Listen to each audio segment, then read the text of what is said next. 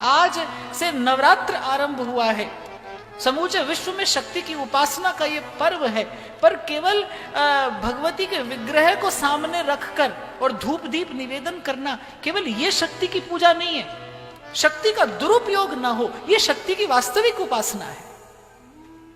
आपके पास भी एक शक्ति है ना, देखने की, सुनने की, विचार करने की शक्ति। जब आप अनुचित देखते हैं, जब आप निंदा सुनते हैं, जब आप निंदा करते हैं, जब आप किसी को अपशब्द कहते हैं, ये शक्ति का दुरुपयोग करने जैसा है।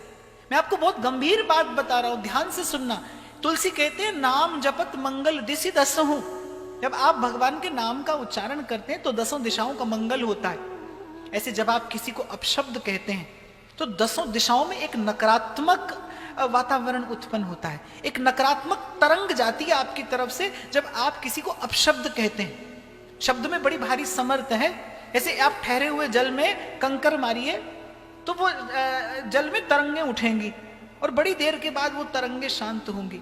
तो देखने को तो तरंगें वहीं होंगी जहां कंकर पड़ा है, लेकिन विज्ञान कहता है कि उस नन्हे से कंकर से सारा समुद्र प्रभावित होता है। ऐसे आपके एक शब्द से सारा अस्तित्व प्रभावित होता है। आपके नाम जपने से सबका मंगल हो सकता है, तो आपके अपशब्द कहने से इस सारी सृष्टि में नकारात्मकता जाती है। कुछ लोग मैंने देखा वो अकारण ही बोलते हैं, बिना कारण बोलते हैं, और कईयों की तो ऐसी दुर्दशा हो जाती है, बेचारे नींद में भी बोलते हैं, वो नींद में भी बतियाते रहते हैं। और खास तौर से हमारे यहां पर तो ज्यादा ही ऐसा कहा जाता है, ऐसा कहेंगे बोले रोटी शोटी खा लो। मैंने ऐसे अनावश्यक बोलना, ये शक्ति का दुरुपयोग है।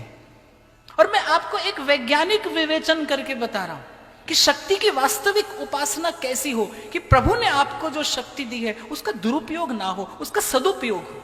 शक्ति की उपासना केवल 9 दिन नहीं, शक्ति की उपासना तो जीवन भर होनी चाहिए। आपके जीवन भर में शक्ति की उपासना हो, लेकिन वास्तविक उपासना। कलमा पढ़िया, कुराना पढ़िया, पर दिल अपने नु पढ़िया ही नहीं। बुलिया आसमानियां उड़दियां फड़दा है, जेड़ा विच बैठा उन्होंने फड़िया ही नहीं। जेड़ा विच